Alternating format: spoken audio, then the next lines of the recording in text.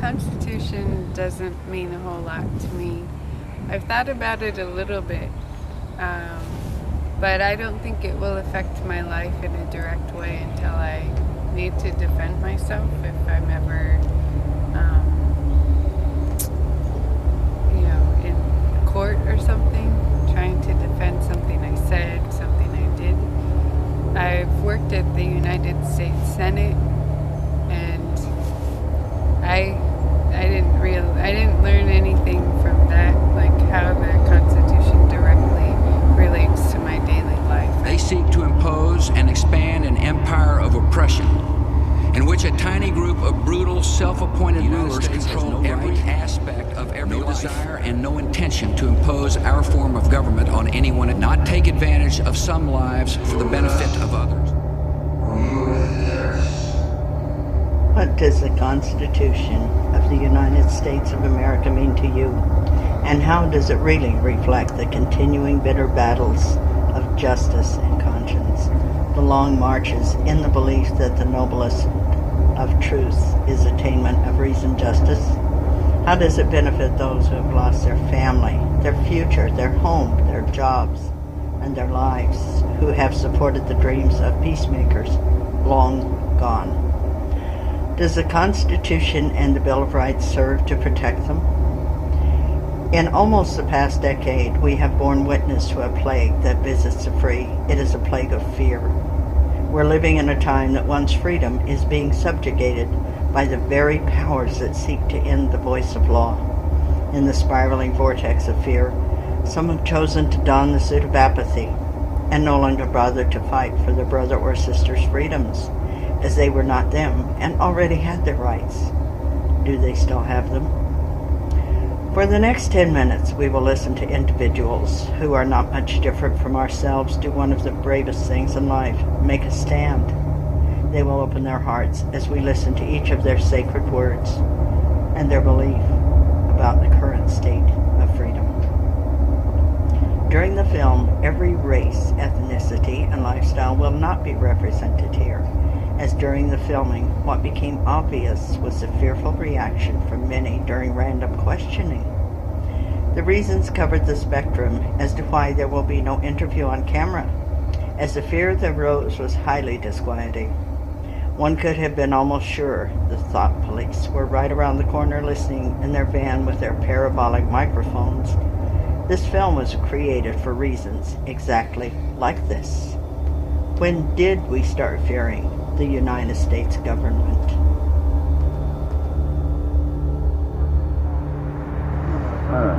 Well, I feel like in my everyday life, only a certain parts of the Constitution really affects me, like freedom of speech. I'm into music, and I feel like they're always trying to censor everything you say or do. I really don't think the Constitution really is fulfilling to every American. Let's put it that way. I think it's more for those with power and money. Common folks like me, you don't really feel the effects of the Constitution or its rights. That's pretty much how I feel about that.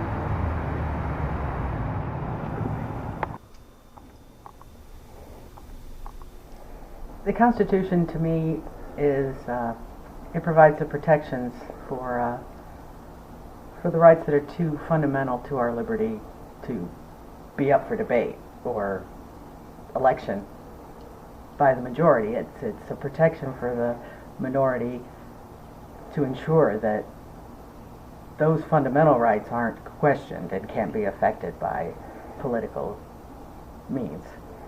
And what it means to me is that's a constant protection that you're lucky if you don't need it all the time, but it's there. Freedom. Freedom to express my opinion. Freedom to pursue my religious beliefs. The freedom and the right to pursue arts without interference or censorship. The freedom to choose who represents my best interests. And most of all, the freedom of liberty and happiness. That's what the Constitution means to me. believe in God, and it's almost church and fear and state. It's annoying, okay? Because how we gonna? It says we have to separate our church and state, and the White House is doing right now is against the law. They're having Bible study in the White House. Say, oh, I believe in God. I'm saved by every Wednesday night we have Bible study in the White House. They do that, yes, and I don't think that's fair. Talking about fair this and fair. You see, the September 11th said this is God's warning of us being bad, and it's but the churches say, oh, we're gonna be going to hell if we don't get our act together. I don't think that's right. And something that I believe needs to seriously be looked at is the equality of votes. I believe that everybody's vote should count as one.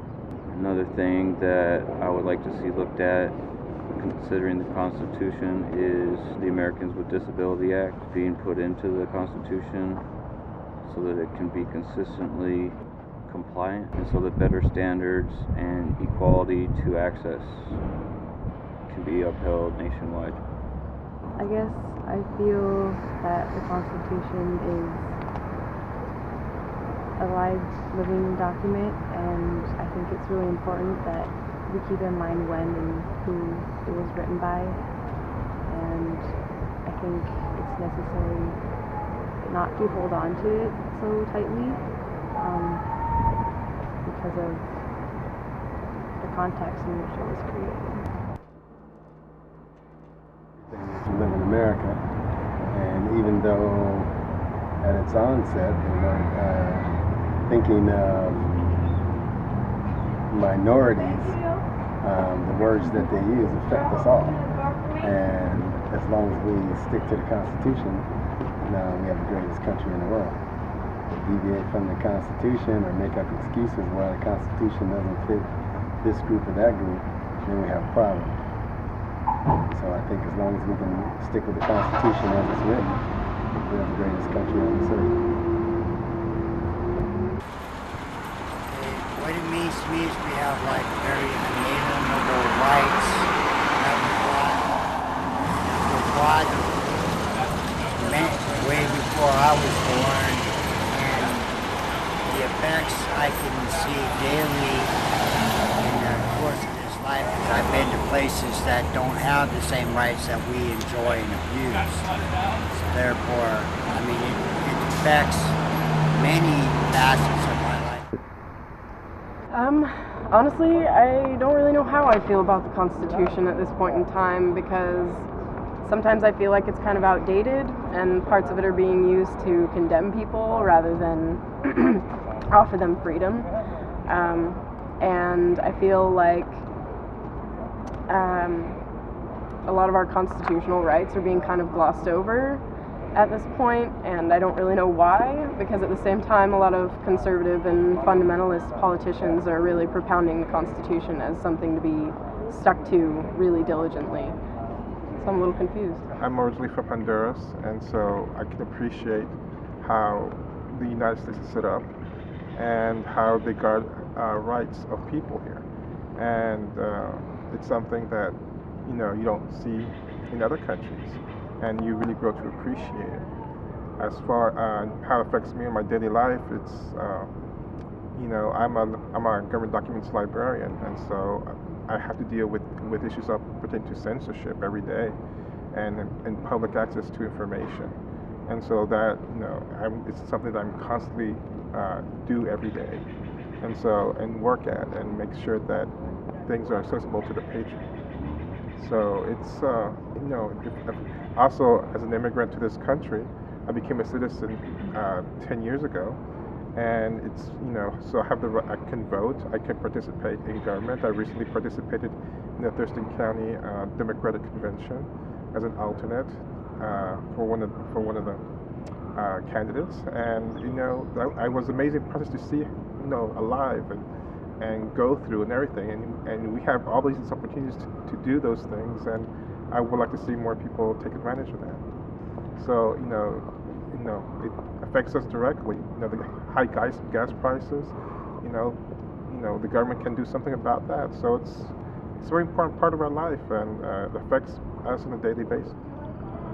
For me, the Constitution provides the framework to prevent any members of the society from violating basic human rights, and to make sure that over time we remain a country based on freedom. And the current impact is the debate whether the Constitution is a living document or a static document. And if it's a static document, it doesn't allow for evolution, personal development, or progress in society. And as a woman, and as a woman of color, there are issues around gender and race that should be protected in the Constitution as a living document. That's about it. Well, thinking back on it, I think it was all started with good intentions, and I feel like it holds a lot of hope for the future. I think America is definitely things that needs to work on, and and I wish that the Constitution did mean more to our daily lives.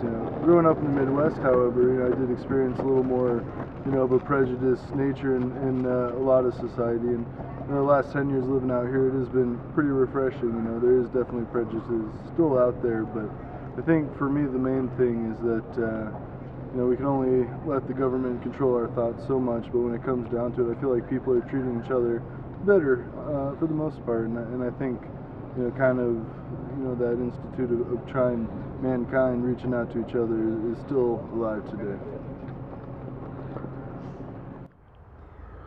Well, when I was young, it didn't do anything for me. I desperately needed a job when I was young and married, and we were hungry. I had a bachelor's degree in psychology, and when I applied for a job, I was told they could not hire me because I was female, and that meant I would have a baby, and therefore they didn't need me. In the workaday world, as I got older, men in the office always earned more than I. They were always considered more qualified, and when it came time to try to become a manager, they were the ones that were always hired. Women have never been able to earn what men can earn. What does the Constitution say? What does it tell me as a person? It tells me that I am supposed to be free, that I'm supposed to have my own life. But in reality, what is it? I'm not free. I'm not living my own life. I am, but at the same time, I'm struggling. Life is hard for me. Life is hard for everyone I know, my whole family. I'm not free. No one has freedom. The Constitution to me is just something that states, we will give you every freedom we can, but we are still controlling you. Control is something that we must have. I don't agree with that.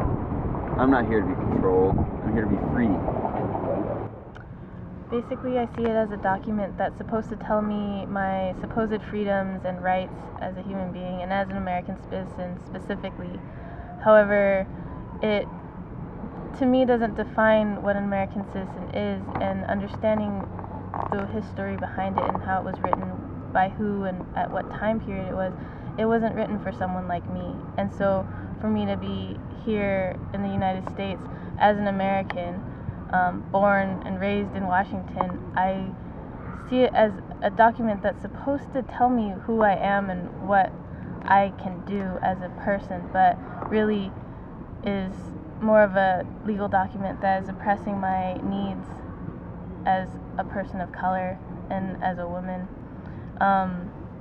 There are constantly different rules and regulations and amendments and things, but they don't really apply to me all that much, and I find that it kind of gets ridiculous. It's just whoever writes them has the control, and it kind of gets frustrating. So, I mean, that's kind of on tangent, but how it currently affects me is the way that it affects my community and my peers and the many communities that I am involved in,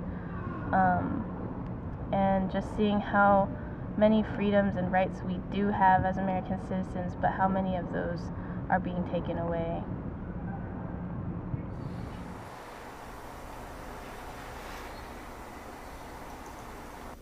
States hold these rights to be self-evident, that all are created equal. And in my life, it has affected me deeply. I have felt music that I had to let out from the feelings around the Constitution. And I strongly support Dennis Kucinich because of his stance in support of our constitutional rights.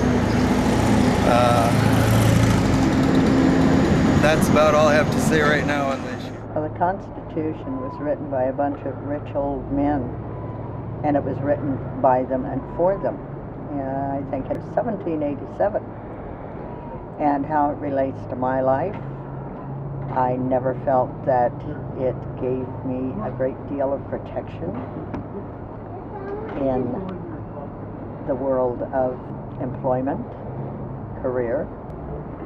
The Constitution is better than nothing at all, but it certainly needs to be revamped a bit to cover minorities and slaves of all races, and to really give equality to everyone.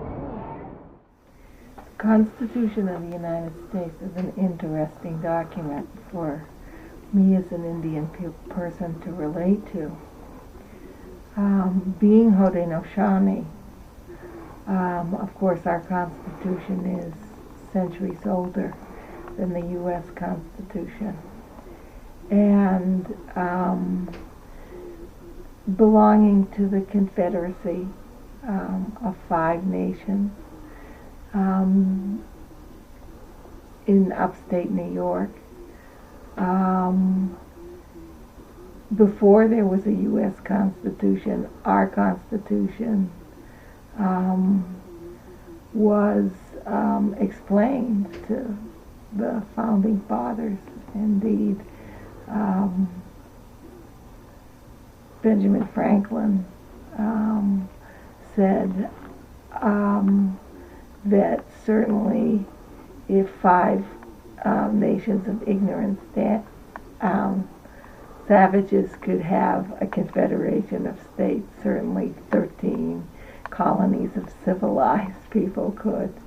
So right from the very beginning, it was a very complicated sort of document for me, since it borrows certain things from our Constitution and doesn't borrow other things. And it's never seemed to me to be quite as good a document as the Haudenosaunee Constitution is. Nonetheless, it certainly made a big difference for the colonizers who came here to have a constitution that was based partly on English law and partly on the Haudenosaunee Constitution. I was really pleased when the government finally thanked us for inspiring them. And it's always amazing to me how many symbols that surround American culture come directly from our Constitution. The whole thing about the eagle carrying 13 arrows. Like a moving point, the evidence of a life being lived, the organic and living document we call the Constitution of the United States has meant more or less to more and less, and within our rights. From the earliest of beginnings to contemporary times, social contracts, much like the Constitution of the United States of America, have been the common base in how we interact with each other within our respective countries, our states, cities, neighborhoods, and schools. Our Constitution has also witnessed the best, and yet the very worst, of our humanity. As long as it remains a memory of violence in the mind of an elderly Chinese person living in Tacoma, the mother of a gay son in Wyoming, or black man whose life ended at the end of a rope that was tied to a pickup truck, these questions must continue to be asked. As we have already realized, when a segment of society is constantly marginalized, it is only a matter of time until the community itself once again pays the price. It is the desire of the filmmaker that this contribution to the national discourse assist in the promotion of increased dialogue from the bottom up, and along with reasoned change in the Constitution and the political system, with bridge building across the lands. So even though we face difficulties of today and tomorrow, I still have a dream. It is a dream deeply rooted in the American dream. I have a dream that one day this nation will rise up, live out the true meaning of its creed. We hold these truths to be self-evident, that all men are created equal.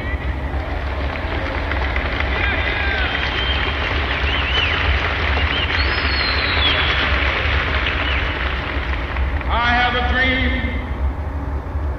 that one day on the red hills of Georgia, sons of former slaves and the sons of former slave owners will be able to sit down together at the table of brotherhood. I have a dream that one day, even the state of Mississippi, a state sweltering with the heat of injustice, sweltering with the heat of oppression, be transformed into an oasis of freedom and justice. I have a dream. My 4 little children will one day live in a nation where they will not be judged by the color of their skin, but by the content of their character. I have a dream today.